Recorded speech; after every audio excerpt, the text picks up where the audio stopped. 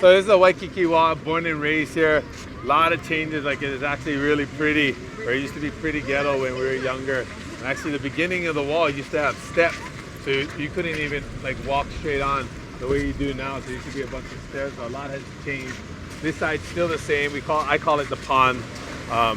We used to call it the shallow zone because there used to be big sign painted on the side of the wall that said shallow zone, and it was in a big white box with red lettering. And then this side actually had a big sign that was the same way as well that said no surfing within 100 feet of the wall, in and out.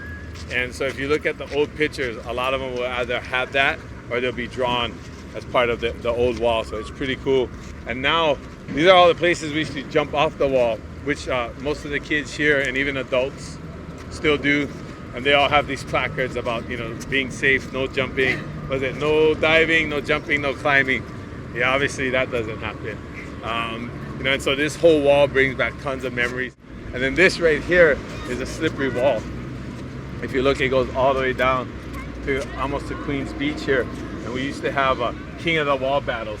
And if you can, as you can see, right, it's covered by seaweed and moss the whole way down, so it's really slippery. And so when the waves are bigger and a higher tide, the water comes up to the top of the wall, so it made it safer. But we didn't only play it at high tide, we played it at low tide as well. And so we'd be pushing each other and, you know, to the point of almost punching each other off the wall to see who's the last man standing. And then over here we call current, because when the waves go in and the water sucks back out, there's a current in between the two rocks.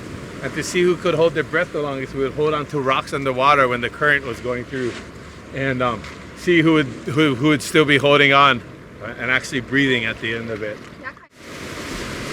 It might be hard to see in the camera, but there's like a little hole, like literally maybe like 5 feet out right there. And usually that's what, when the kids are bombing or whatever, they jump into. But me, I'm so big now that I hit the bottom every time, so I usually jump off. When I jump with my board, it's something like this.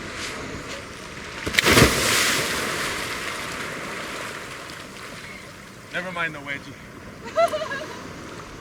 Yep, that's it. The Waikiki Walls. Another reason I jump off like that, as you can tell, we always have competitions. And that one is whoever can keep their hair driest the longest wins. So you'd have a whole bunch of guys jumping off like that and trying to surf the whole time but not get wet. Kind of against the odds, right?